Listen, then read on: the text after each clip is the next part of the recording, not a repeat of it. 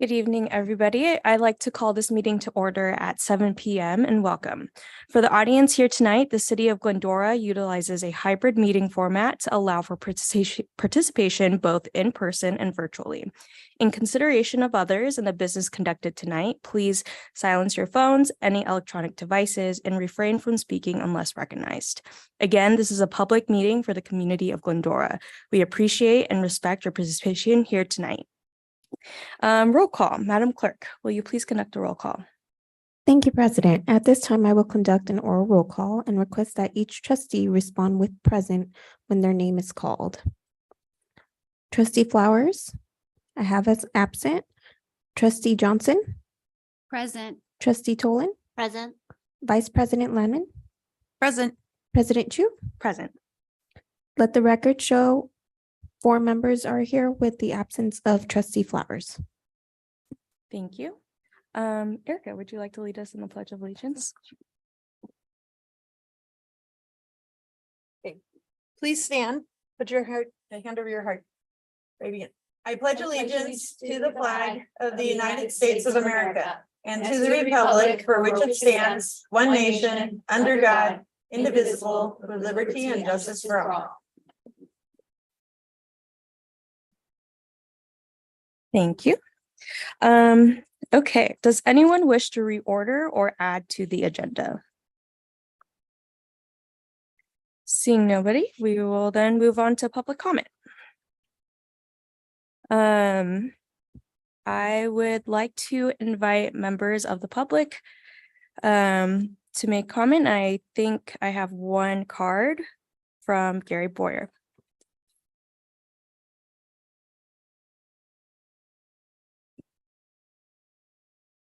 Hello, everybody. My name's Gary Boyer. I am currently the mayor of the city of Glendora, so I'm not used to being on this side of the podium, but I'll try to think of things I can complain about. But we'll get through. But I'm here tonight just to talk about the fact that the residents of Glendora love the library. The library is one of those things. I've lived here for over 40 years, and it has always been the heart and soul of this community. And the fact that you guys step up to volunteer and take the time to oversee the things that are happening at the library. Staff does an amazing job on their own, but it's always important that we have a strong board of trustees to keep things going. And hopefully we're going to see a lot of exciting things happening with the library in the next few years. So I am here tonight for, you may or may not know that every year, the mayor gets the honor of creating and designing a mayor's tile, an official tile for the city that we pass out to various people in the community and staff members and so on. And this year, we dedicated the mayor's tile to the library. And with the help of Janet, and I'm not sure who all she recruited to help with the design of the tile, but we were able to come up with a tile that benefited or that recognized the library. And what it's about is about the fact that the library is a place for everybody. Just like the city of Glendora, it's always very welcoming to anybody that comes through the door. There's something there for everyone. And I always say that it's very possible in the library, you can be sitting next to someone that you have absolutely nothing in common with, and you may completely disagree on everything, but you have the ability to sit there and communicate and enjoy the library together. So with that, I would like to take this opportunity to present to each of you one of our mayor's tiles. This is what it looks like this year. And it's the brightest tile that we have had for quite some time.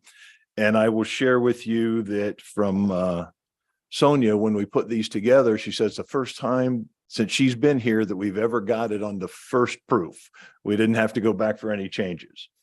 So at this time, I'd like to take the opportunity to present them to each one of you.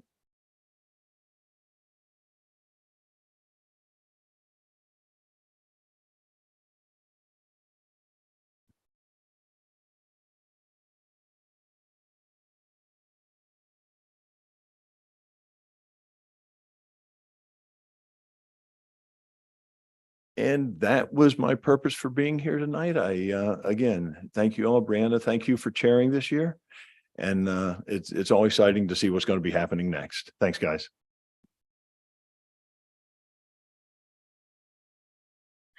I know, perfect timing. You finished just as clock went to 0.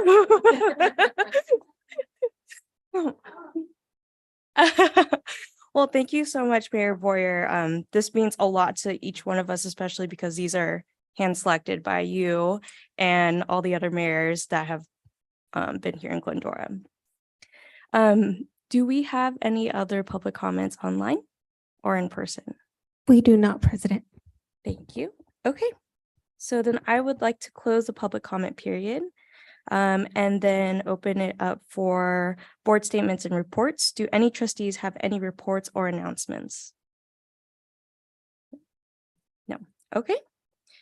Then agenda item number 2, Director Stone. Thank you very much. Good evening, everyone. It's lovely to be back with you again. And what an amazing day this turned out to be weather-wise. Oh my goodness. And it smells so good outside. As usual, we have a very detailed report in your packet. It is available to everyone here and the public online. In fact, there are a couple of reports since it's been a little while since we have gathered. As usual, I won't go through them in detail since they are available to everyone, but I will provide a few updates that have happened since the reports were written. First of all, we have had the delivery of one of our height adjustable tables that you'll read about in the reports. One has been delivered and installed, and the other is awaiting a part and will be installed also when we figure out the juxtaposition of our new public photocopier. We also have a date for the delivery of the mobile shelving that's scheduled to be September 25th. And we look forward to a much more dynamic main floor that we can arrange and rearrange in response to public need. And also the structural report draft of the final report is due to city administration first thing this week. So we expect to see that within the next couple of days. And then, of course, there will probably be some conversation about that before the report is finalized and made public. Let's see here. I also just, since I mentioned already the weather, I did, a lot of people know the history of the library and its relationship with water. And so I did want to mention that we did indeed have leaks. They were really pretty much the expected ones. I think we had one that cropped up in a new spot. But it was, other than that, it really, considering it was a tropical storm, really not too bad. And Public Works was great in terms of taking care of the tarps that are up inside and doing some wet dry vacuuming. And there was a little bit of water coming up from the bottom, which is an unusual thing for us these days, not always in our history. So the Friends Room does have a little bit of damp carpet, and we're working on figuring how the water seeped in there. But overall, considering everything, not a bad showing. And as you know, a lot of what the structural analysis is about is to try and help figure out how we can keep the inside of the library dry in the future. Those are really all of my comments. Of course, we do have our statistical summaries attached as part of those reports because we have a detailed statistical review for you tonight of last fiscal year. We won't really go into those summaries, but I am happy to answer any questions or get answers for you if we don't have them. Thank you. Thank you, Janet. Does anybody have any questions or comments? No. Okay. Well, then we will move on to special item number 3, reorganization of president and vice president for term 2023 to 2024. Roxanne. Thank you, President. At this time, I will now conduct the reorganization for term 2023 2024 and declare the offices of president and vice president vacant. Nominations are now in order for president. Are there any nominations for president? I nominate Trustee Landeman. Okay, any other additional ones for president? No.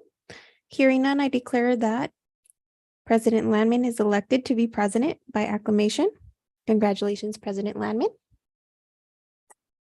Congrats.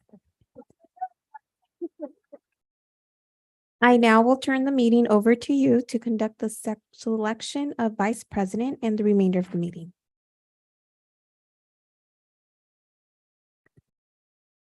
Okay, thank you so much.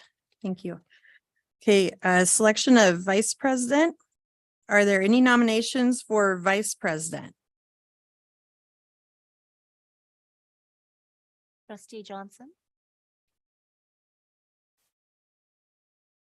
So trustee Johnson has been nominated for vice president. Are there any other nominations for vice president? Okay. Hearing none, I declare that trustee Johnson is elected as vice president by acclamation. Congratulations, Vice President Johnson. Okay.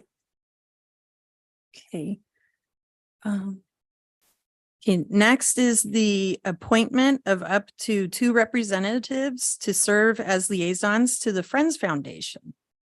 I would like to invite Director Stone to report. I just read this, right? Sorry. Is this what? Okay, all right. Invite Library Director Janet Stone to report questions and discussion from the commission. Okay, right. I went too far. Go ahead. Oh, you're great. You're doing great. Thank you very much. And thanks to all of you who have taken leadership positions on this board and who for your service, and thanks to those who are stepping up to do that in the future. And just we're grateful for all of your service as trustees and as officers. So thank you all. So tonight, one of the things we need to do is consider the appointment of up to 2 representatives as liaisons to the Friends Foundation. According to the bylaws of the Board of Library Trustees, the president shall appoint representatives to the Glendora Public Library Friends Foundation Board and other such bodies as deemed appropriate. Appointees shall serve 1-year terms, not to exceed the length of term remaining on the library board. Next slide, please. In 2017, we had the city attorney at the time review the bylaws, and it was confirmed that this specific appointment can only be made by the president, and it can be made without board action. Next slide, please. So just for the background here, in the last fiscal year, Erica Landman served her 2nd consecutive year as liaison, and Carrie Johnson served her 1st year as liaison. Liaisons may serve for 2 consecutive years. And whatever the outcome this evening, library staff will notify the foundation of the appointments or whatever else happens. Thank you. Thank you. Are there any questions and discussion from the commission?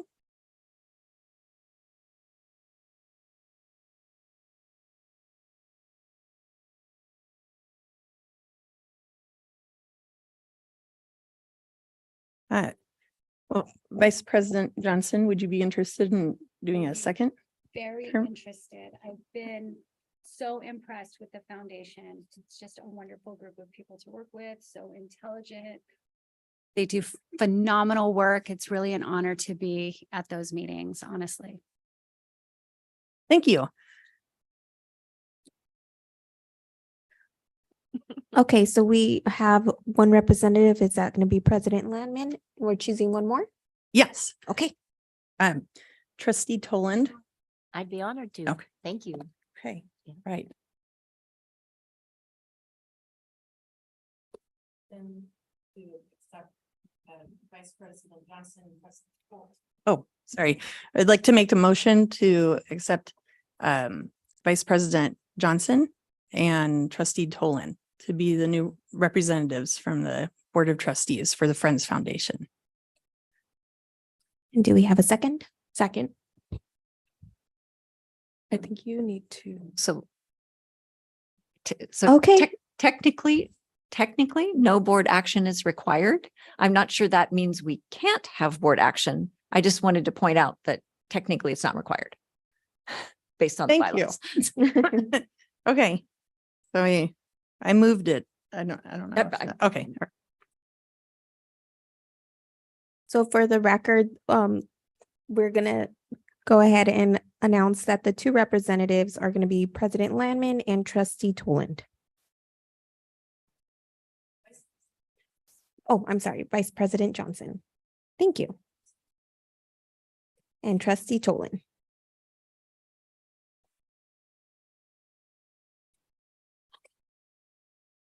I would like to invite the library director, Janet Stone, to report the 22-23 wrap-up strategic framework or responses and metrics.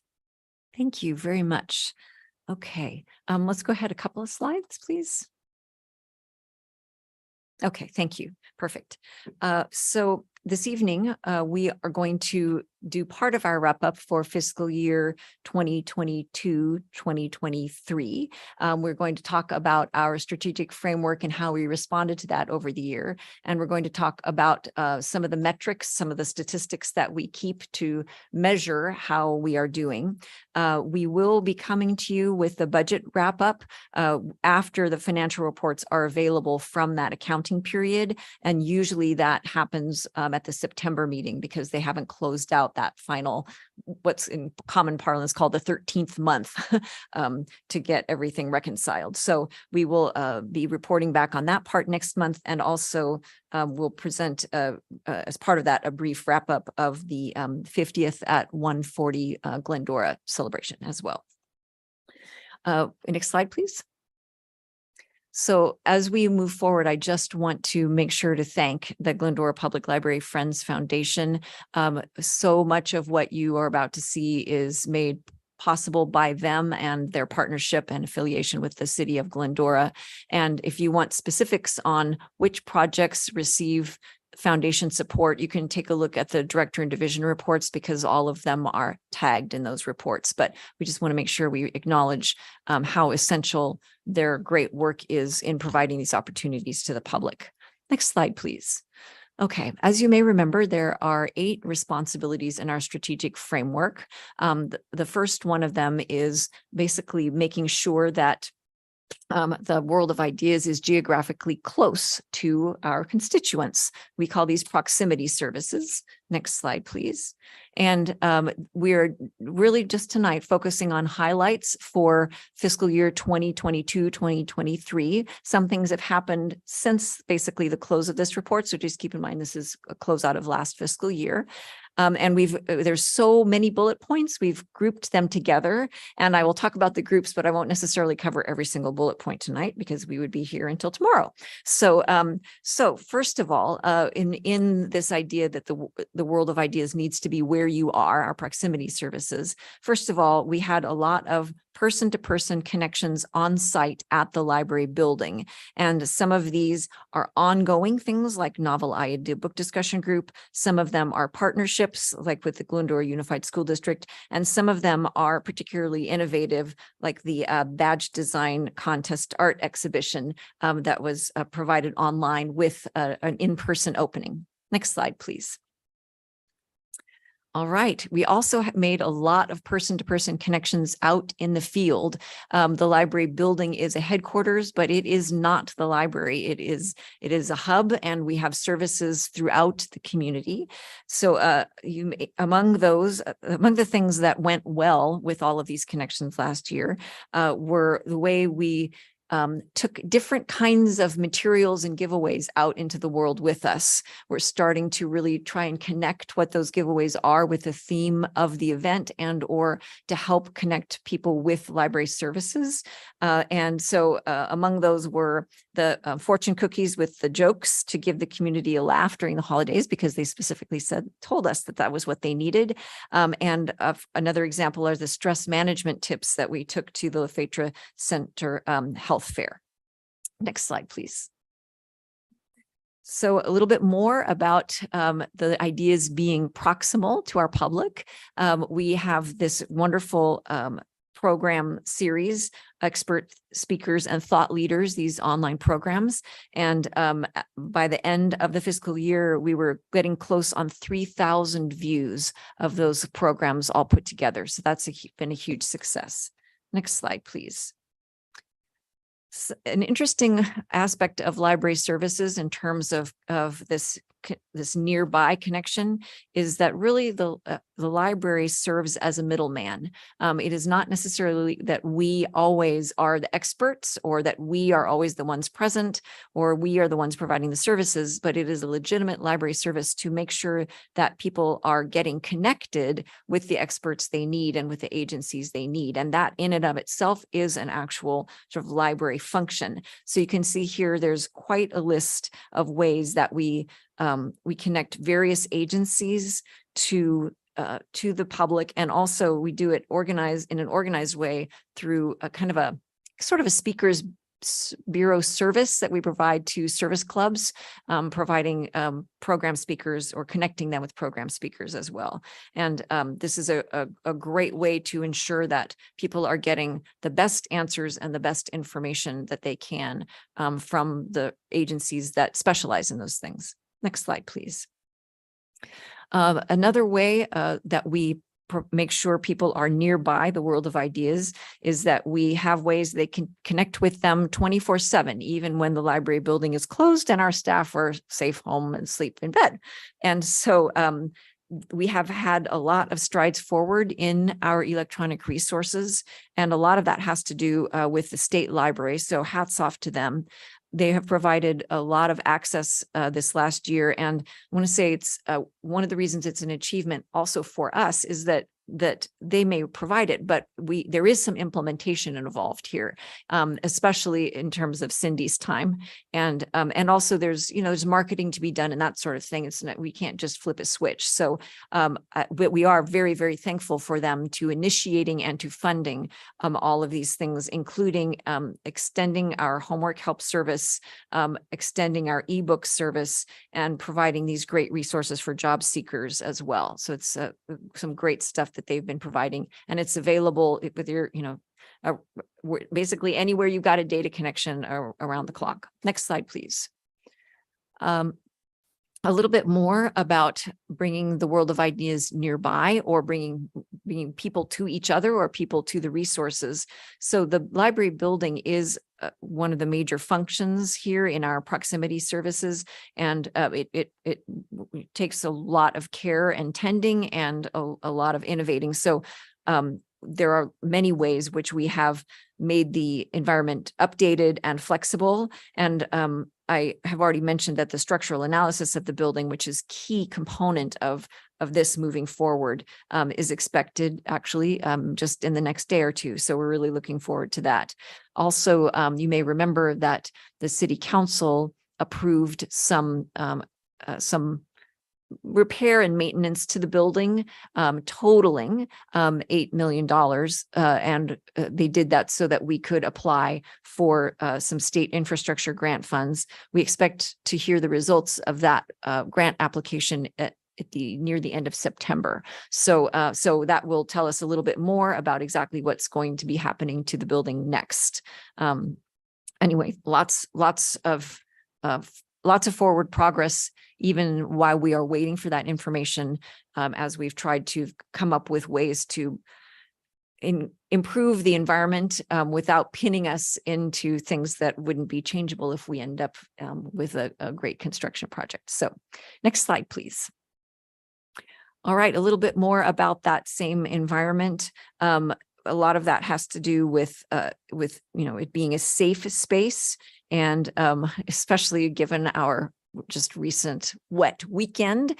I just wanted to point out one thing on this slide. We did have mold testing done, and we are clear, and it is now going to be done annually. So although both times we have had it done, it's come out clear, but this way we can just keep checking and confirming on that. But again, lots of care and tending to the building, which is a gathering place and one way that we bring the world of ideas nearby. Next slide, please. So we separated out, of course, the end of our 50th at 140 South Glendora celebrations, and because the movie in the park, the QR code scavenger hunt, and one of the main floor displays all happened in fiscal year 2022 and 2023. And we're so grateful to the library board for all of their support for that whole year's worth of celebrations. Next slide, please. Okay, so that covers what we call our proximity services. And the next responsibility on our list is that that people need to learn the skills that are required to access and interact with the world of ideas. So we call this our human development services. It's about participating in the world of ideas through all stages of life. Next slide, please. So as we group these things together, we want to point out some of the things that actually happen because of, for example, our reading programs and our discovery challenges. So what these do is they encourage reading habits and skills. They help people practice their print awareness and motivation. They help people interact with stories and details, explore plot, genre, and story sequencing. All of these things are about participating in a literate world. And so they may seem like simple programs, but they actually have a lot of specific intent and design behind them to further those aspects of human development. Next slide, please. So here's another list that has also similar grouping of outcomes. And so when you do things like the family egg drop and the bubble lab, what it's happening because of that? Well, you can take a look at this list and see that these all have to do with learning research strategies and gaining confidence in doing your schoolwork and honing critical thinking skills, and even things like drawing representational figures and associating meaning with artwork. All of those are forms of literacy and interacting with the world of ideas. So something like a badge design contest, some of it is about, sort of marketing the library and about providing, giveaways for the summer reading kids, but it's summer discovery kids, but it is also about this idea of interpreting ideas and being able to represent them. And all of that has to do with human development. Next slide, please. So we also have programs that develop team building and teach people how to do job interviews and train for different jobs, provide customer service, gain real life experience, learn about leadership. A lot of this happens with our teens. Of course, our sort of gemstone along this line is the Battle of the Books. And that is upcoming on September 19th and 6 o'clock.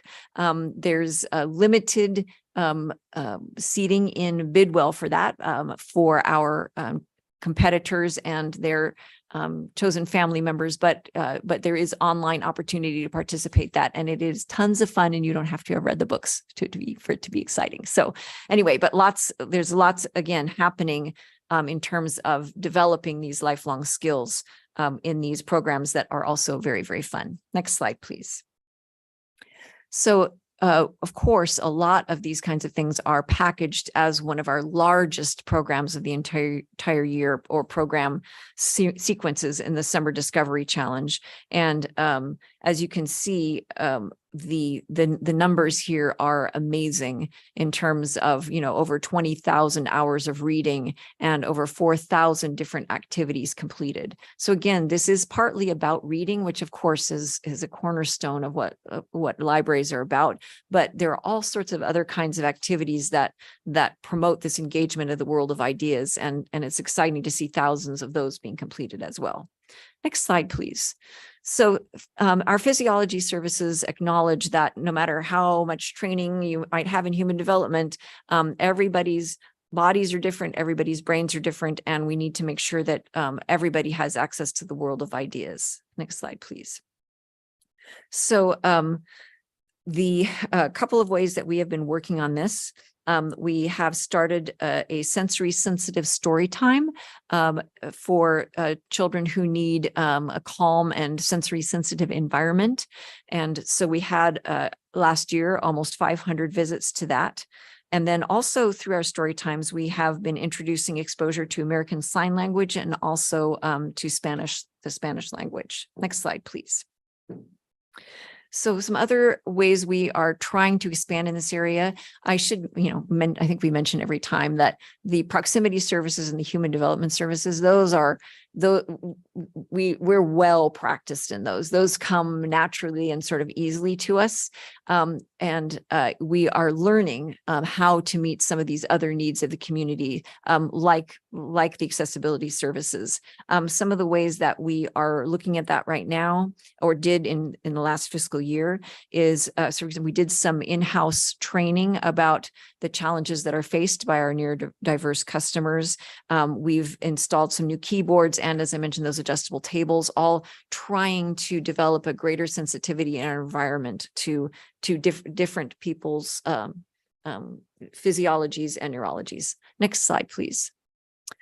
Okay, so switching sort of from the human side of the equation to the data side, there are some things about data that we also need to address. One of them is that data decay, and so does then their packaging goes out of date as well. So part of our job is to preserve that, basically meaning just make sure that the access is enduring. So next slide, please. This is a great one, I have to say. So there is now a community archive being started of digitized materials.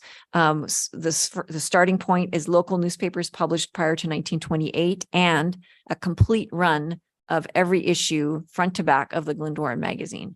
And the digitization is complete. A soft launch of it took place at the Flashback just this weekend. And it is the link is available to to be used. It hasn't been it hasn't been put out for the public yet through our big party or through our publicity, but it's already become useful to us in supporting the city's local history research needs when we do research for City Hall. So it's a really, really great resource, and it will only grow from here as we get permission to digitize other things and as we collect resources from the public themselves. So that's a great one.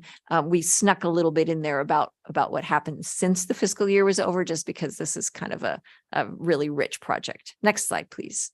So in addition to data themselves decaying, they also get out of order. Some people would say on some sort of some levels these are the same, but in terms of how we address them as an agency, they're really kind of separate things. So we do need to help keep the world of information organized, because it does just get more chaotic as time evolves.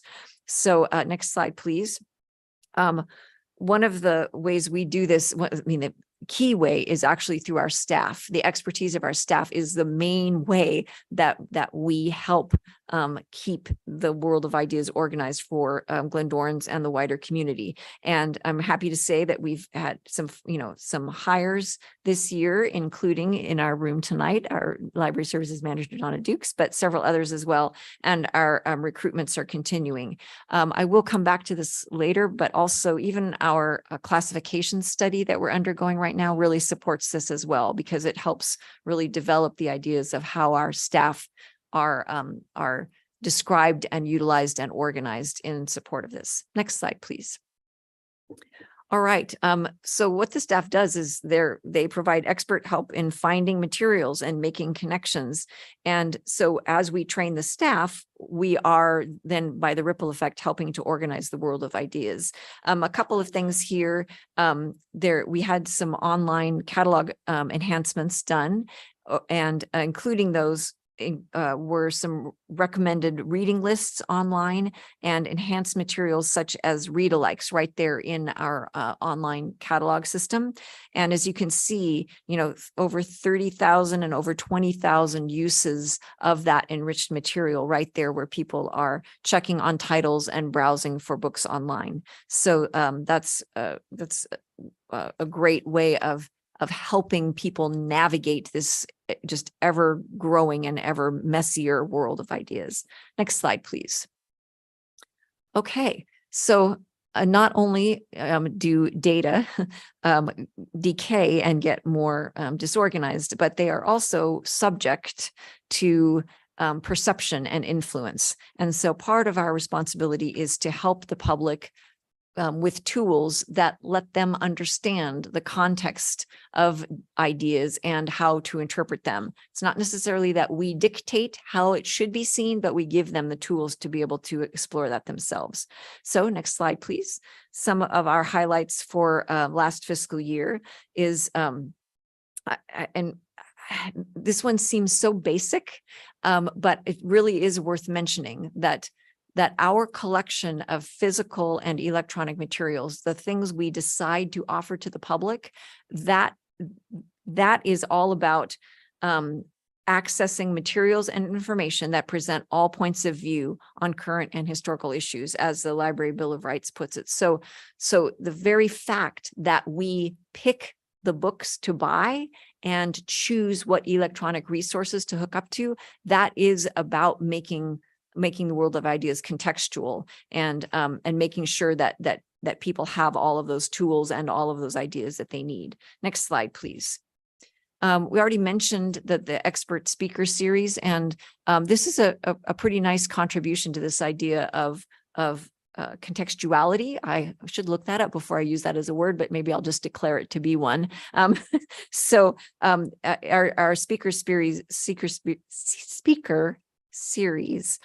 does cover some of the ways that the different experiences of groups and how their information and their histories may have been influenced over the course of history. So your history is influenced over the course of history. Yes, that too.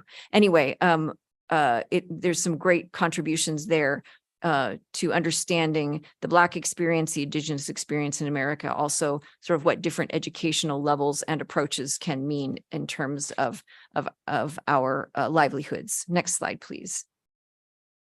And finally, we are pleased that our research has helped the city, as I mentioned, help City Hall. So we have been doing more and more research and fact checking for city administration and the other city departments and other partners. And so we worked on the trivia challenge questions, which is one of the reasons why you didn't see any library people on those teams, because they worked on the questions, but also some other the Cahuilla Indians we researched for community services and some other things as well.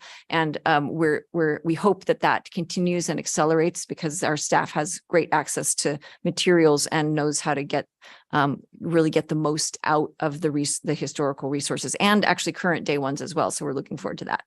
Next slide, please.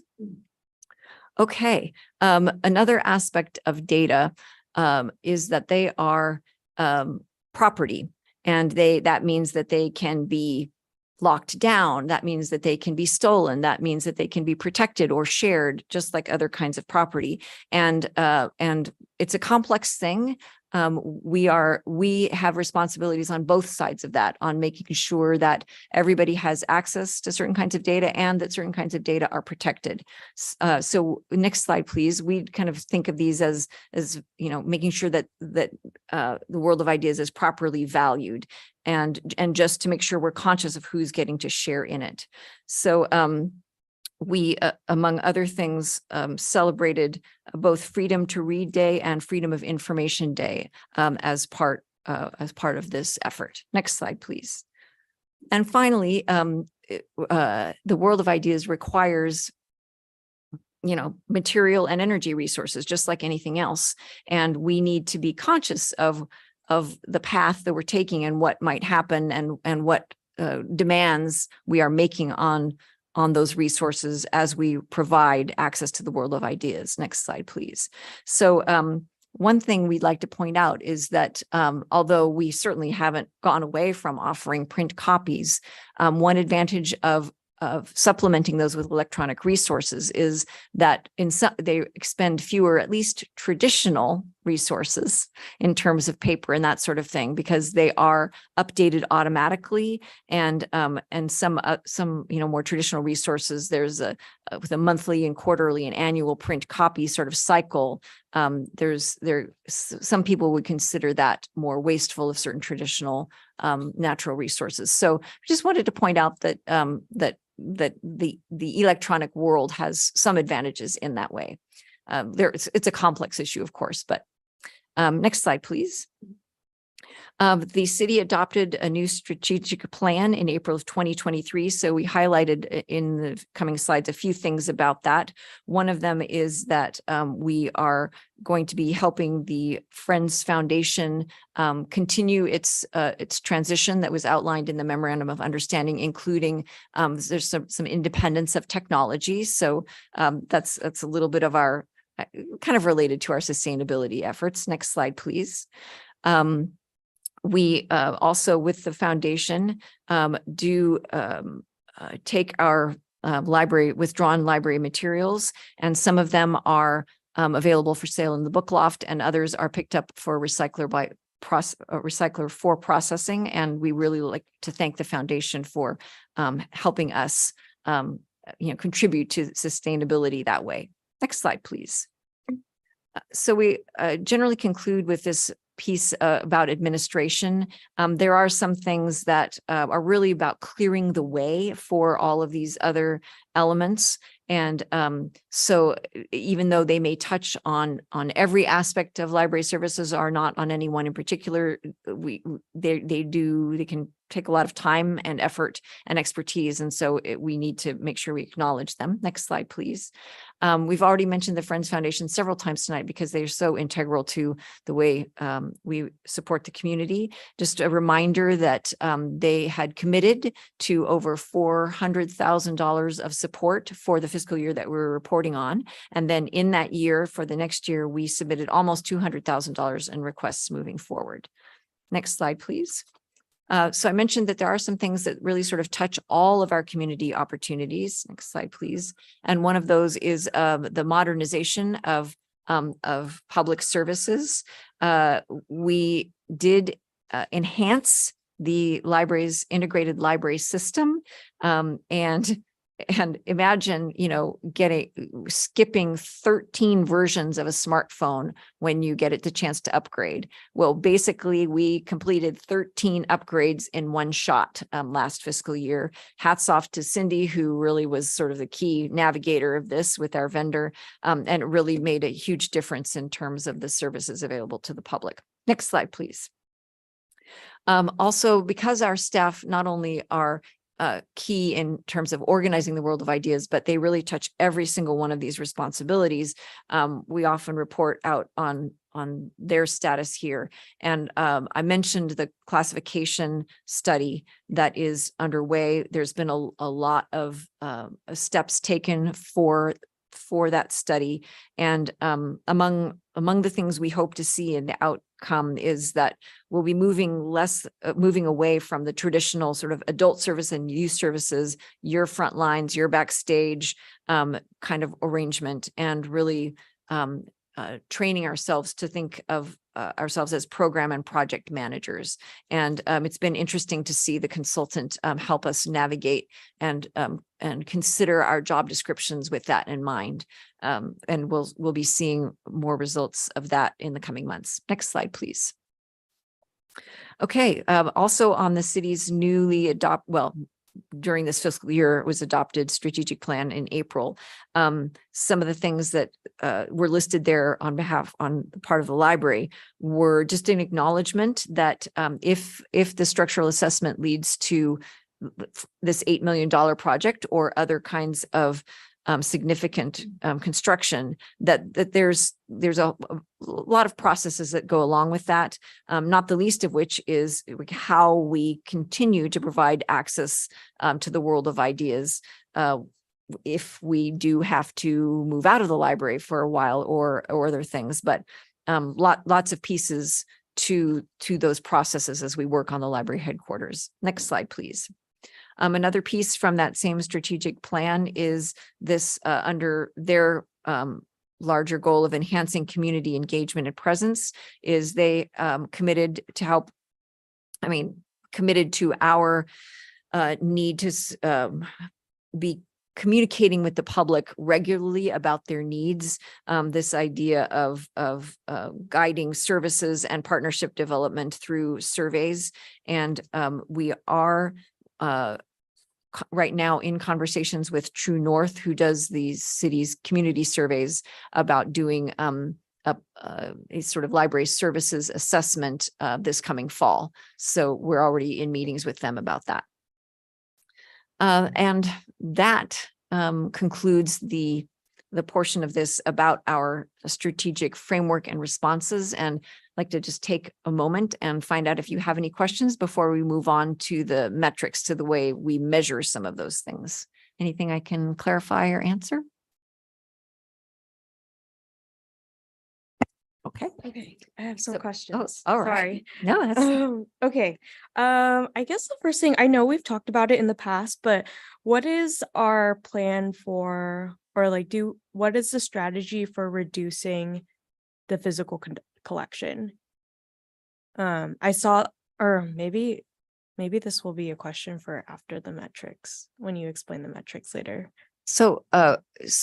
So our strategy for it. Can you Yeah, because elaborate a let's little bit? say we do undergo some renovations later. Are we like continuously looking to reduce our physical collection, or are we doing it as books come in and out? Are we constantly checking a list or something, or is it something that's done like during a certain part of the year? Right.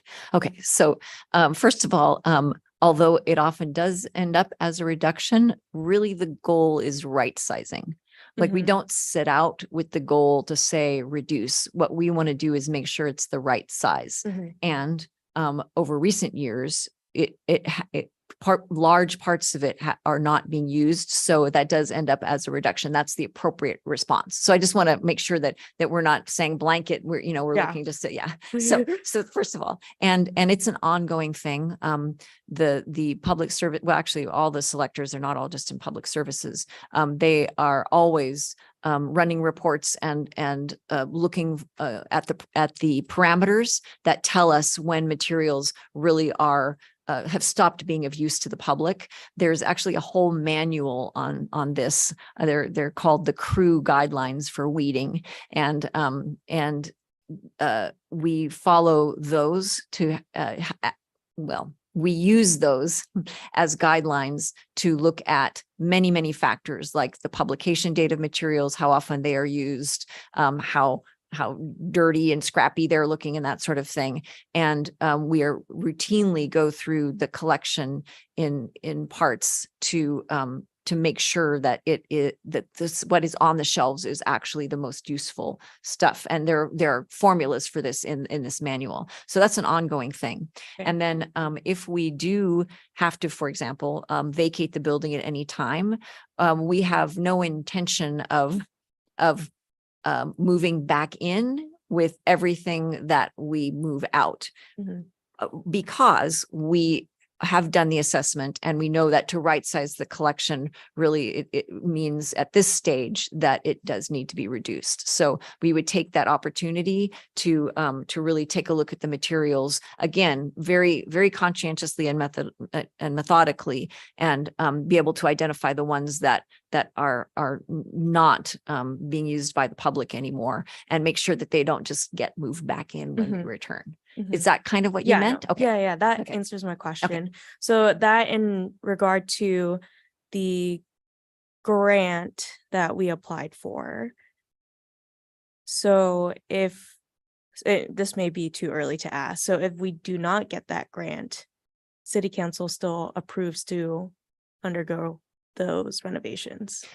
That it remains to be seen, because that we would have to figure out where those $8 million are coming from. Mhm. The grant, the reason the city council had to take action at that time is because the grant has some matching funds that are required. So city council see. had to say, okay, if it was this size, we would commit to doing that. So we don't know what the outcome would be if we don't get the grant. Okay. It will be sort of back to the drawing board in terms of now what. Okay. So Got it. Is there a separate task force to identify some of these funding opportunities? Who who is part of that team? When you say some of these funding opportunities, can you clarify what you mean? Part of the adopted strategic plan was to identify some funding opportunities for capital improvements and that sort of thing. There is no like sort of standing task force for that. I believe that like, for example, if we do not get any grant funds, that would be a point at which they might consider, forming a brain trust for that. But at the moment, there is no assigned task force for that.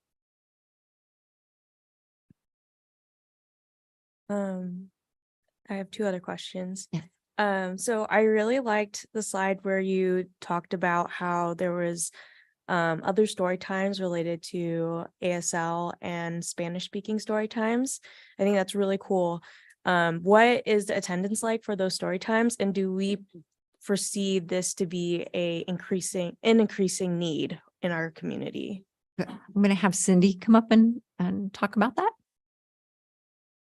Good evening, everyone. So those evening story times average somewhere between 30 to 40, maybe even That's a 50 lot. participants.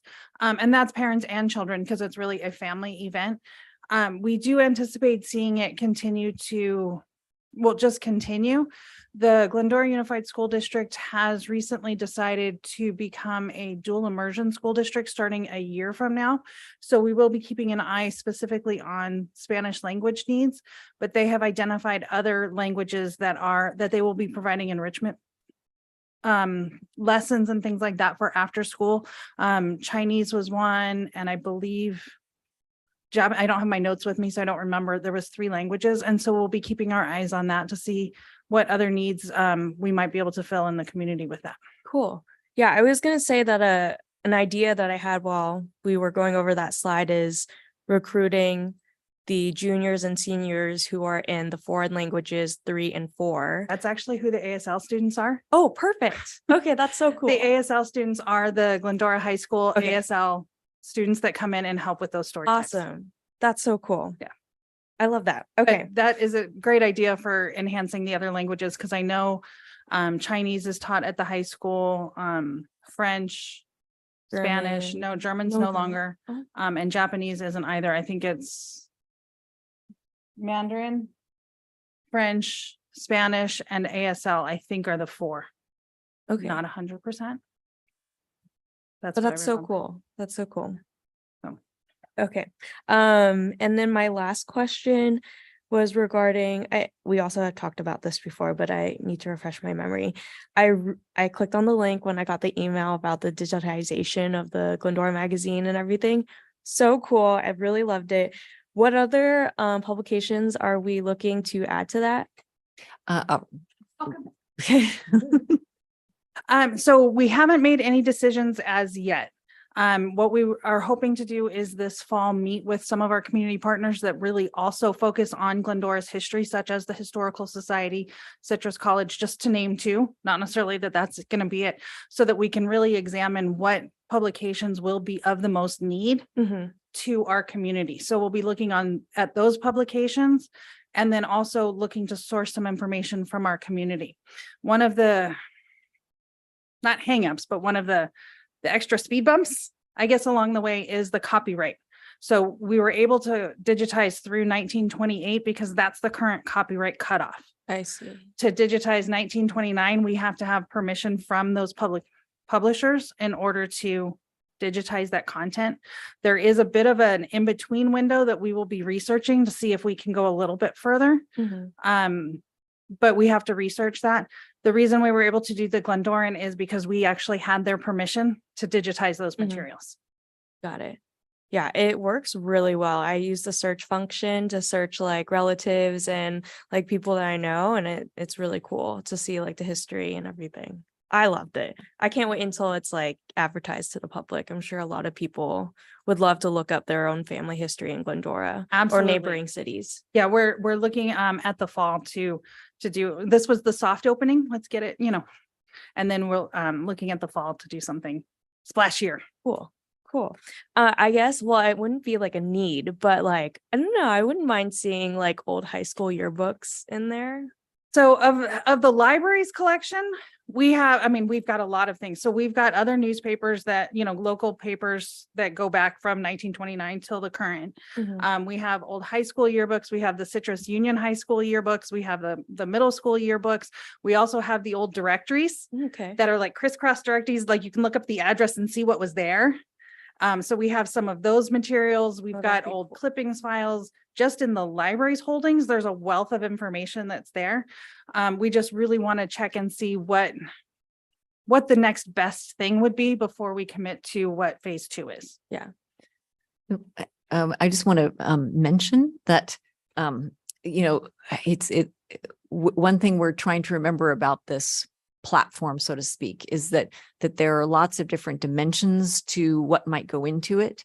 And as Donna gets more settled, because she's still brand new with us, we're looking at having sort of Cindy's team, as it were, public services side, focus on the community partnerships part and the community's resources. And then because it involves data that we already have access to and or own under license, then in terms of digitizing the things that we already have in our collection, that will be Donna's area. So you may see both of them at the podium in the future as we sort of get that underway.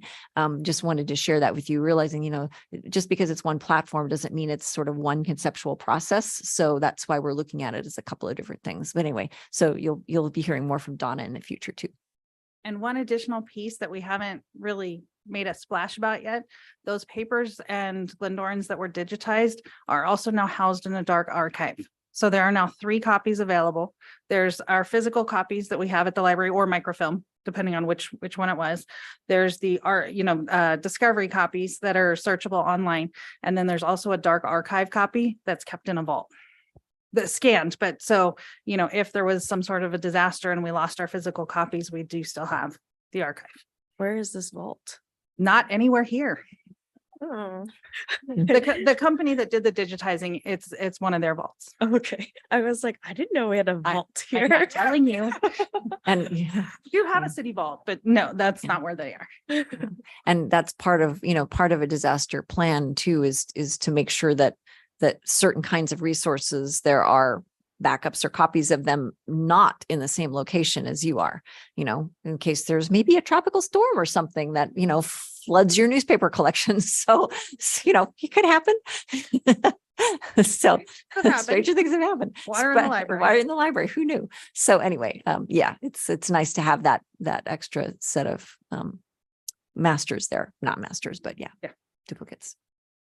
Okay. Thank you for the questions.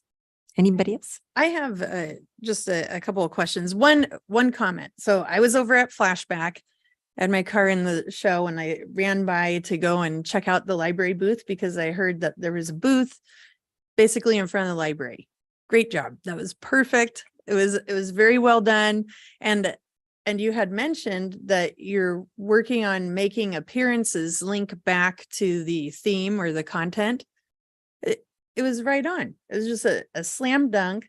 So Cindy was there. She had articles from the Gleaner that was like related to, like, I don't know, it was car related, car theme.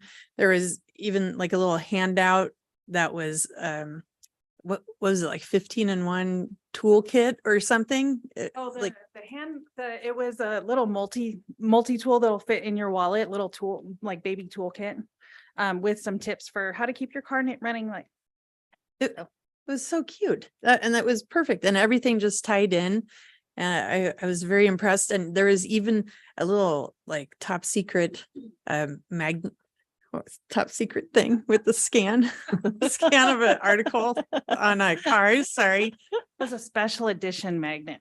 Yeah, it was top secret, but that was cool. And so sorry, I didn't know I had to. No, Oh, that's no, fine. we're teasing you. We will have them at the the unveiling. We'll have some out there too. That was very clever. So that was great. So thank you for doing that. I know that was a lot of work. And then I have just another question. So for the the 50th celebration, there was the mention of the badge art exhibit. And that was so well received. The students loved it. All the participants loved it. And I was just curious, is that something maybe we would do for 2024? Another badge art exhibit or no more? Like party's over. I don't know. Open for discussion. If Just gonna stand up here. We are definitely considering it. We haven't made any decisions as to whether or not we will do another exhibit, but it's definitely on the table as something. It was a great event. I think having the virtual reality galleries was an added benefit because then people could look at it from home. You didn't have to come to the actual art exhibition opening.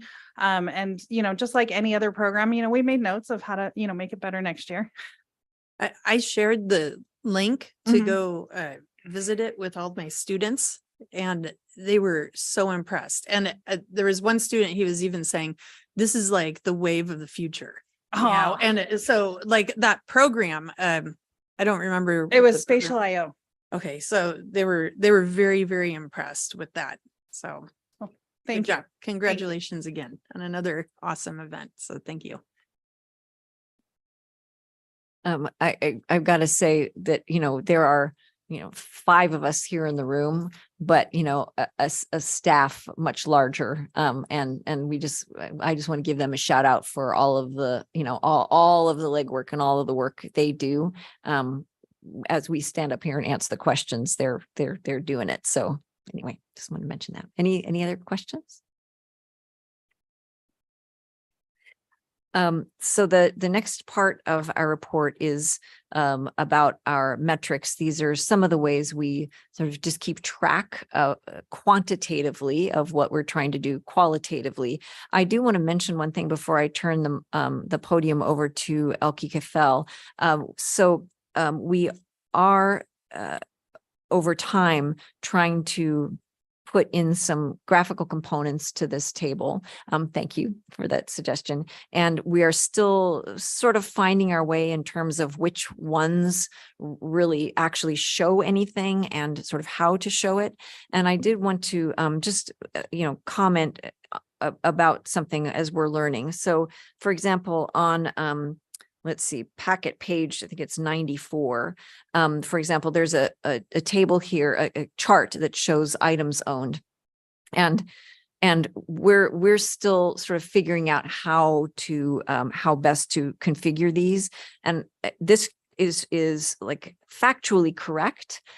We probably will not have this table in here looking the same way if we do use it again at all, because notice that the bottom figure to show the changes, the range of items owned that we show at the bottom is like is 100 and like 30,000 going up from there. So when we change the size of the collection within that range, it can look like we have cut like half the collection out. So for example, we really need this chart to go from 0 all the way up, so you can see what percentage of the change of the collection is actually changing. It doesn't look like we've actually gotten rid of half of it in the course of a year. So I just, because we are still experimenting a little bit, there are a couple of charts like that in here where, again, factually, if you look at all the numbers, they're correct. It's just visually, they don't really represent what's, at first glance, what's happening. So, so before we move on, I just wanted to make note of that and say we're, on a learning curve. And if you spot anything else, be sure to let us know, and we will learn about that too. So that being said, I would like to invite Elke up to talk through our some of the highlights here. Thank you so much. It's good to see you all. Not as much fun as what Cindy was just talking about, probably, but just as necessary. I'm here to talk about our statistics, and we keep lots of them, as you can see. Some background information. The process to collect the data really has been unchanged since at least 2005. Our monthly summary was revamped back in 2017. And as Janet just mentioned, we are working on including graphics to more visually show our statistics. And it is definitely a work in progress. We just recently had a discussion about what things actually we should be showing as a graphic, because not everything, just because you put it in a graph doesn't mean it should be in a graph, right? So this is definitely an ongoing process for us. Some other background information that the California Public Library Survey is evolving its data collection. And of course, we have to evolve with that. So it hasn't happened in a long time, but recently there have been some changes. So we are working on that. And we also have a new benchmark tool from the Public Library Association, and we are evaluating that and looking to see how we can incorporate that into our analyses. Next slide, please. So like Janet mentioned and I mentioned, we are starting or have been looking at revising our statistic sheet. Of course, some of our objectives include the duplication of data among source files. We don't want to have all these different files with all this different data. We need to be more efficient and effective to do that. Also, of course, if we are re-entering data over and over, there are a lot more chances of making mistakes. And we definitely don't want that, especially when it comes to numbers. We are trying to use spreadsheet best practices to use our visualization tools like the graphics. And we are trying to centralize the data that we have to collect for our California Public Library survey. We want to make sure our descriptions are methodologically accurate. And of course, we are assessing how to use any tool that we may have. And in this case, the PLA's benchmark tool that we're working on. Next slide, please. So some of the factors that are impacting our statistics, and we've talked about these in the past, so some of these are probably not new to you. COVID, so the last normal year that we've had basically was fiscal year 18-19. Everything since then has been a little wonky. Like I mentioned already, there are some reporting requirements that have changed. So we have updated our statistics sheet so we can pull the data directly from that stat sheet instead of trying to create another stat sheet to pull the data that we need to report to the state on. We are, of course, and you know, we have changed our service models and our locations as far as our public service desk. So we don't just have all the staff at the large desk anymore. We have our mobile desk now. So there's some changes going on with that. We are using constant contact. We started using that for PR purposes during the pandemic, and we are working on utilizing it now. We're still a work in progress, definitely not perfect, but we are trying to incorporate that whenever we think of how to use the PR. Another factor that impacted our statistics is also the social media statistics. There's been a change in how those are reported to us. And of course, that is reflected in our statistics. Next slide, please. Some other factors is, of course, the customers using their own devices. They come in to use the Wi-Fi, but as far as our public computers, you know, we've seen a change in that. Our self-check machines, we have had those for a while, but we did get some new machines and they're really fantastic. People should try them out. And people in general, I think, are getting more used to self-service. You see it everywhere. I mean, most stores, they have one clerk and then it's all self-service. So we see that at the library too, that people are becoming more familiar and more used to using that. We still have staff available to help with the machines, but in general, the public is more comfortable using that equipment.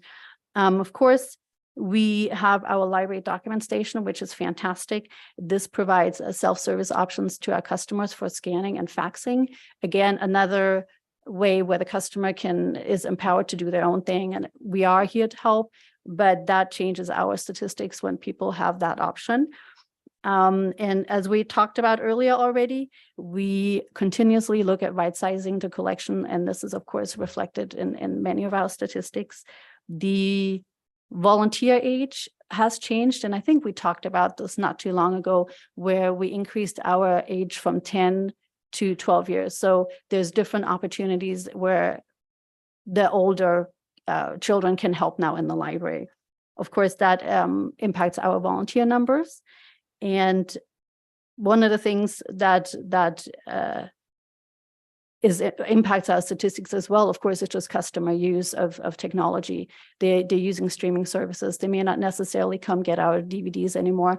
So just customer habits are in general, are impacting our statistics. And unfortunately, procedural changes that we've had to make in the last few years due to staffing shortages to try and make things work and cover areas that needed to be covered. We have done some things differently that impact our statistics as well. Next slide, please. So some pre-pandemic comparisons, we just kind of wanted to give you a picture of where we're at. In general, we are moving upwards, so it's good. We are going back to pre-COVID levels. We're not quite there yet. Our electronic circulation, actually, we see a 55% increase over fiscal year 18-19. So that's pretty awesome. Our library visitors continue to increase. We're about 58%. And again, just a reminder, 18-19 is the last year that we have normal statistics for it, so to speak. Our study room attendance has increased over 18-19 already, so that's fantastic. Our items loaned does continue to increase slowly, so we're at about 71% there. Our total revenue increased 57% from fiscal year 18-19. And in general, all programs combined, if you look at our attendance, we are actually at 9% above 18-19, which is fantastic. Next slide, please. All right, so some of the things that I wanted to point out, like I already mentioned, we do see an increase in most of our numbers in general after the COVID recovery, and we are looking to keep that going, hopefully. Our items loaned remain fairly constant, but you do see a shift in the ratio between the electronic and the print materials. So and we've seen that over the last few years already, that there's a shift, just a little bit at a time, as the public gets more used to electronic materials. Like I already mentioned, our study room attendance increased dramatically. It's 88% over fiscal year 21-22. So that's awesome.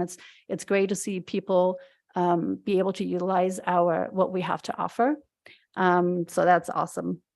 Some of the things that we're still looking at, our homebound services, they are not currently active. So Cindy's team and maybe Donna's team are going to evaluate that and see if there's a community need there, and the same with our adult literacy services. So we want to make sure that the community's needs are met, and we'll definitely be looking at that and looking at best ways to serve our community on that.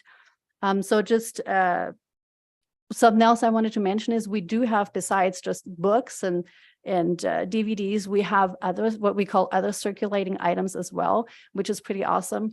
We have a total of 27 state park passes that are available for checkout. And we also have 2 iPads available. Now, those are only available for use in-house. And we have started a little PR campaign to get people to use them again. It kind of slowed down right after we opened. People just weren't using them. People had their own devices, but we are seeing a little bit of an increase. So that's kind of exciting to see people using that as well. Next slide, please. So as I already mentioned, some of our procedures were impacted by staff vacancies. And one of those is our interlibrary loan requests. And we are currently treating those as requests for purchase instead of trying to request them from another library. So these items are just being purchased and then given to the customer. So that is something that we will be evaluating again, because we are working on being fully staffed. So that's pretty exciting. So we'll have to see what comes out of that. And then just our general program increase is reflective of our numbers for offsite and onsite programs. You saw it earlier in the slides. We have had a lot of programs offsite, which is what we're trying to do. We're trying to get out in the community, and our numbers reflect that. So it's really exciting overall. Next slide, please. And that's all I had. I'm happy to answer any questions if there are any.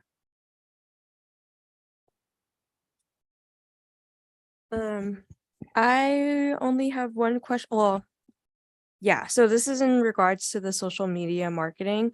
I really appreciate and see that there are increasing posts for the library for this fiscal year, which Mhm. is really awesome to see.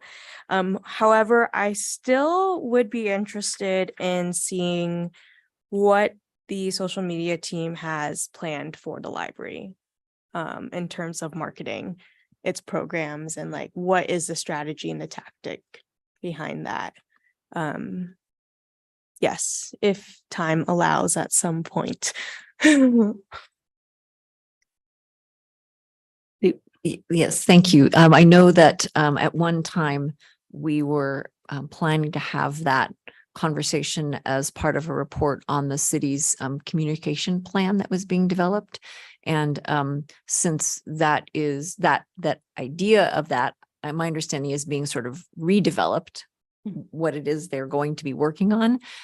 We may not want to wait for that, so we will take a look at adding that to the workflow and finding a time when maybe we can just break off that one piece and have somebody from the city's team come. We'll take a look.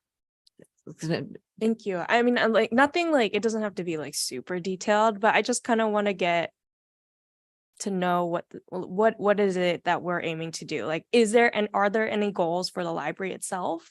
Or are we just being like, oh, here's an event, let's just post it. And then whatever, like, is there any strategy overall? That's just what I'm looking for. Yeah. Any other questions? Like I said, it's not as much fun as what Cindy was talking about. I'm sorry. There are numbers. They are important, though. Thank you.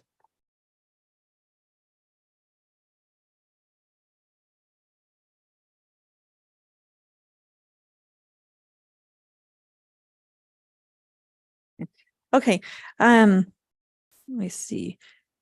So, items on the consent calendar will be enacted by one motion without individual discussion unless a board member has requested it be removed for separate discussion. Does anyone wish to pull or comment on any of the consent calendar items?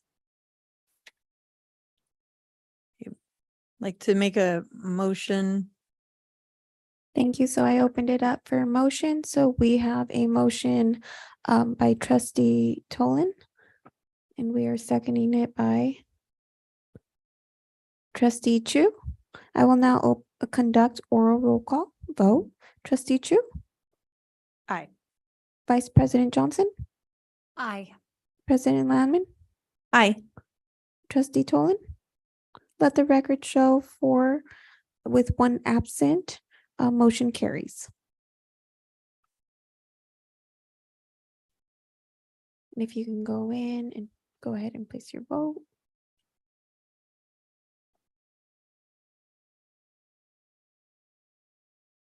Thank you.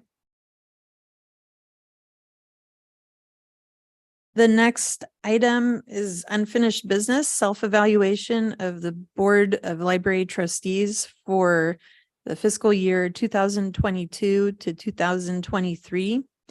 Director Stone, would you like to report? I would be happy to. Thank you. Next slide, please. Okay, so just a little bit of re-entry process here to remind us all where we're coming from. In the April 2023 meeting, the trustees looked at this process and decided that they wanted one format of self-evaluation to be used by everyone. And following that meeting, I sent out instructions for that self-evaluation, which included a what we call a fillable PDF that was pre-populated with the library's goals, and then, with the library board's goals, I beg your pardon, and then also provided the document called the Role of the Glendora Board of Library Trustees. And originally, the intent was to incorporate this into the June packet. We have had no meetings since then, so that's why it's now in the August packet. And evaluations were in fact received from all of the trustees. Next slide, please. So basically, all of those self-evaluations are in the packet for everyone to look at and for the record. And our recommendation is basically just to review and file the report. And of course, you can ask questions or discuss as needed. Thank you.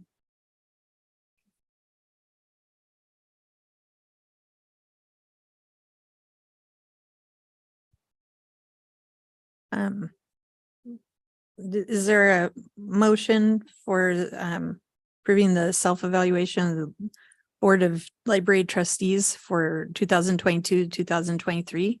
Can I ask a question really quick? Oh, I'm sorry. Yes. No, I forgot. I Sorry. just wanted to ask like the library staff if there's, after you guys reviewed our evaluations or just seeing our performance over the years, is there anything that you guys think that we need to improve on or do better? Yeah, because it's like one thing for us to review our own performance, right? And that could be biased in many ways. And your opinions about us could also be biased in many ways. But it's also, I think, important that we hear feedback from whether it be you or the city council on how we're doing and what we can do better. Well, okay. Well, first of all, Maybe you don't have to answer that now. Maybe you can answer that later. But yeah. well, if you among you would like to, give direction to us on some sort of report back, that's fine. In immediate response, I can say that we can't speak for council. So that part, I can't help you with that part. We could, again, if you want to give us direction to try and find some sort of system for that, that's different. But tonight we wouldn't be able to answer that question. I won't call anybody up to the podium, but I will invite if anybody has anything they would like to share. So I think one of the things that I've noticed over the last year, maybe even 2 years, is the engagement level of the Board of Trustees, which has been amazing to have you coming alongside to help with like the 50th celebration. I think that is the first time that I've seen that level of engagement outside of the Battle of the Books, which is, its own ball of wax. And so it's refreshing to see that you're at the events and engaged with the library services. So that's what I've noticed. Anyone else?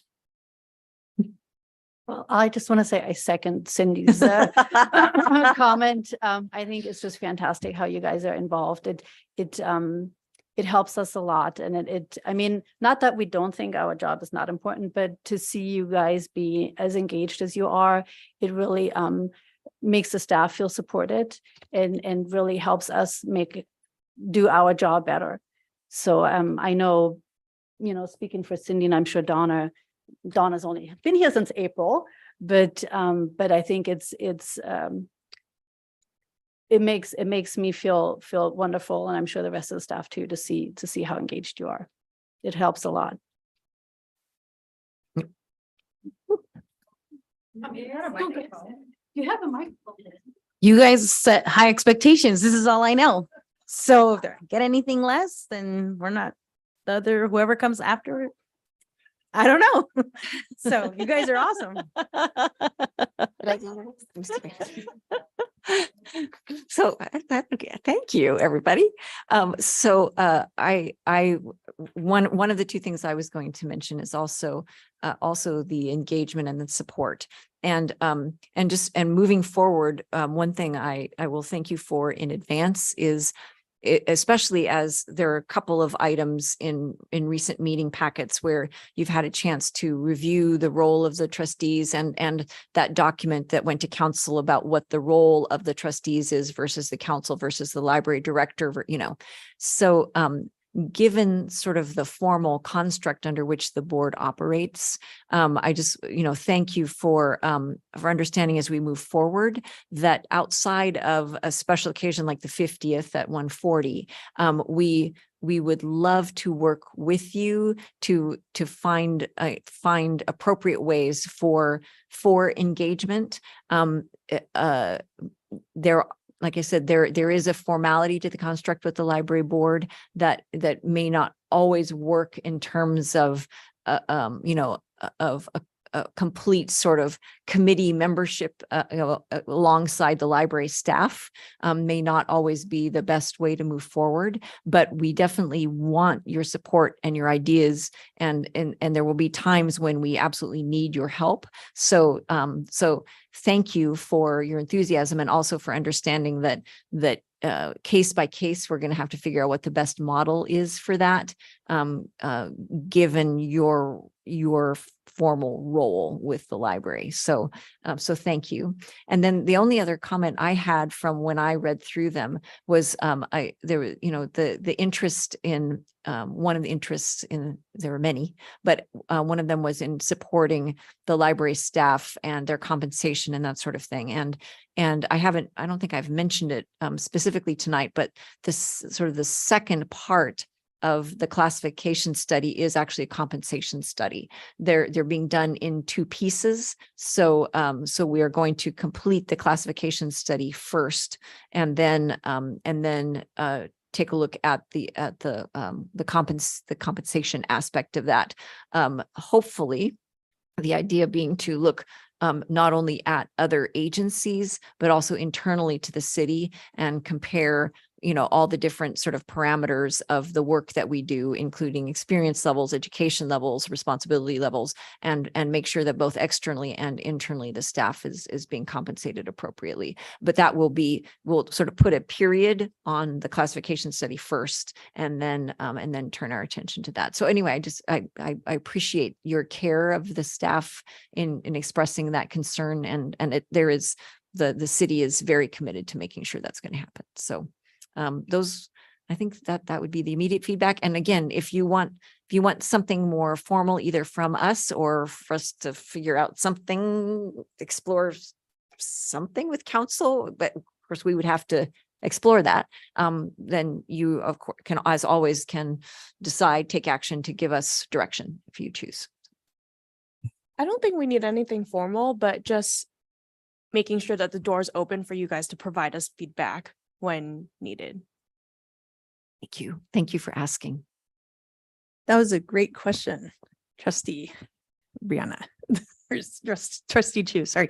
And that was awesome. And I was wondering also, like, when I would fill out that evaluation, I just always wished that I would get suggestions back on how I could do a better job. Like, what else do I need to do to help the library? So that would be great. I don't know if it needs to be agendized or anything, but I would love to just get like comments back or something. See what else I could do. So I mean, if that's, I'm happy to meet with anybody individually and talk through what would be useful to any one of you. If there is something that you would appreciate as a group, then obviously we would need to have that discussion here and give that direction, publicly and make sure, and do it that way. But if this is just something that you in particular want to talk about, I'm happy to do that. And so I'm always available. I just want to be mindful about your guys' time as well. Like, I don't want to ask for too much. So I'm okay with just leaving it as give us feedback when needed. That's what I would vote for. Or yeah. I am okay with that as well. And so okay. Thank you again also for asking that too. Thank you, both, all of you. So I'd like to request a motion to approve the self-evaluation of the Board of Trustees for 2022, 2023.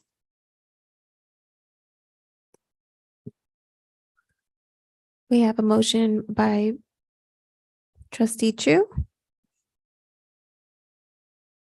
Do we have a second?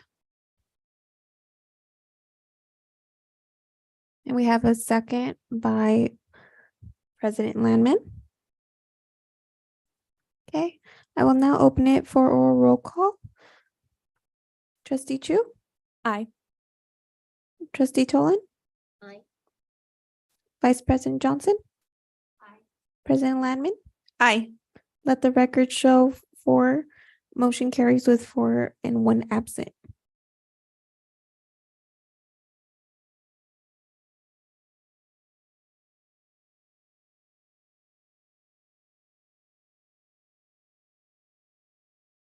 We're moving on to the next item, which is Board of Trustees workflow for fiscal year 2024. Director Stone, would you like to report? Happy to, thank you. Let's see, I don't know if we have slides. Can we take a quick look? See, no, okay.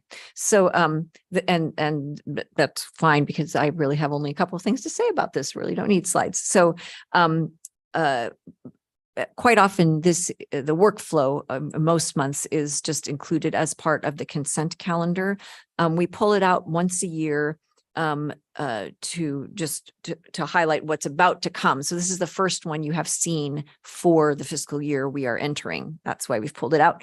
The workflow itself covers July through June each year. We maintain it throughout the fiscal year. So it's a living document. It gets changed as we go. And when we include it in the monthly packet each time, basically the recommendation is just to receive and file. It is the workflow is informational only. It's not necessarily an indication of agendized action items, just things that we may be reporting on or that may come up, or just reminders that something is happening at that time of year, that kind of thing. In the one that's in your packet for this fiscal year we are entering, a couple of new approaches to note. One is we've put a September item in there to look at a special strategic meeting and figure out what needs to be done there. And then also we've put in specified months for possible policy reviews to try and make sure that those move forward.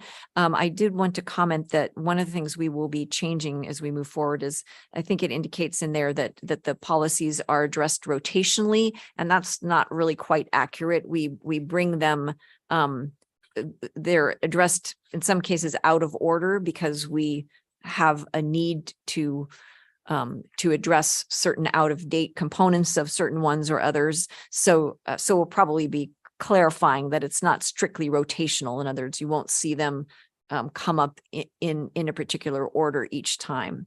I think those are the only comments that I have. So our recommendation is basically just to receive and file.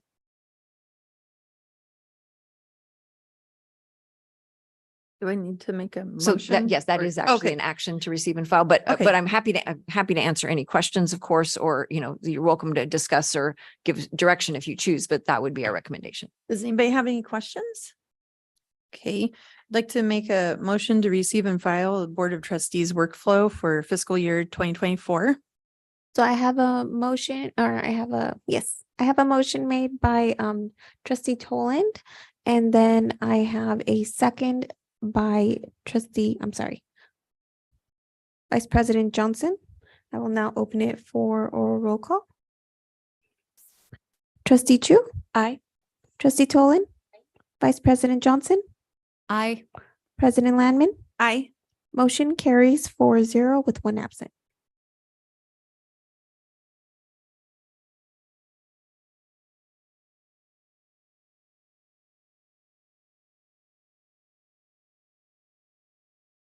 Okay, so we'll be moving on to item number 10.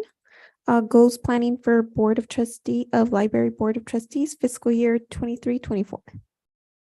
Director Stone, would you like to report? Of course, I'd be happy to. So I have to apologize. We had a little technological warfare with the agenda management system this last time. So basically the entire packet had to be re-entered at one point, and cheers to the city clerk's staff because they made that happen in record time. But there are some components that that we would normally have had in here, like another very brief PowerPoint at this point, which did not survive that transition. So anyway, I just wanted to acknowledge that yeah, that we had that little glitch. And in fact, one thing that several of the staff have been taking part in is some training on, I'm almost afraid to have the current management system hear this, but on a new agenda management system.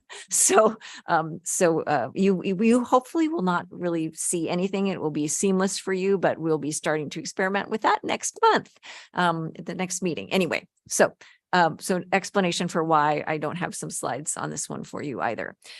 Anyway, basically, this is an annual process that we bring to the library board so that you can assess your prior goals and make plans for the next fiscal year as you deem necessary. That's basically the idea. And what happened in September of 2022 is that the board was provided with the most recent goals at that time. And they were asked to review and discuss them and the goal setting process, and then to establish your process. And the decision at the time was to have the process remain the same. So in the staff report in your packet, it outlines sort of what's been decided each year. As it's gone, most of the time the goals were just adopted as presented. But this is your opportunity to decide if you want to do that again, or if you want what kind of process you want to take to change them. So our recommendation is twofold. One is to review the goals themselves and the process used for setting them, and then decide how you want to update them for next fiscal year if you deem that's necessary. Would anybody like to ask a question or have any discussion regarding this? Okay, I would like to request a motion for approving the goals planning for Board of Library Trustees fiscal year 2023-2024. Okay, so I have a motion made by trustee Tolan and seconded by Vice President Johnson. If I just to make it easier for us to report in the future. So I just want to clarify, we didn't present a process. So I just want to clarify, are you saying you just want to approve the goals as they stand in the document? Yeah. Okay. All right. So could we clarify that in the actual motion that they're basically approving the goals as presented? Thank you. Okay. Yes, so I'll make a note on record that we are approving the goals as they stand. And so we will go ahead and continue with the motion. Same motion? Yes. Okay. So motion is made by trustee Tolan and seconded by Vice President Johnson. Thank you for the clarification.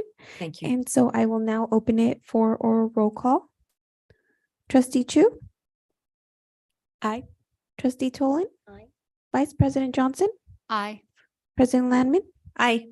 Motion carries 4-0 with 1 absent.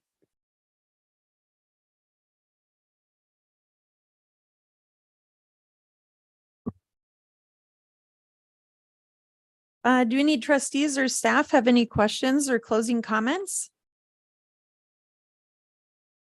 I want to thank President Chu for her leadership this past year. I'm looking forward to serving on the board under your leadership. Thank you so much.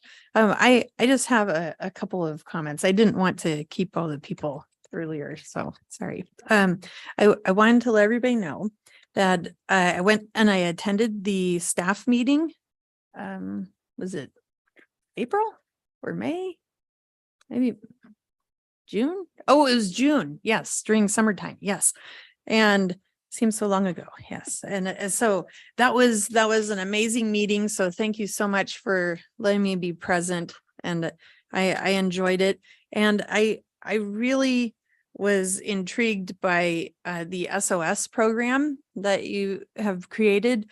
It's a little staff support fundraiser to help staff in times of need, or, you know, just different incidents.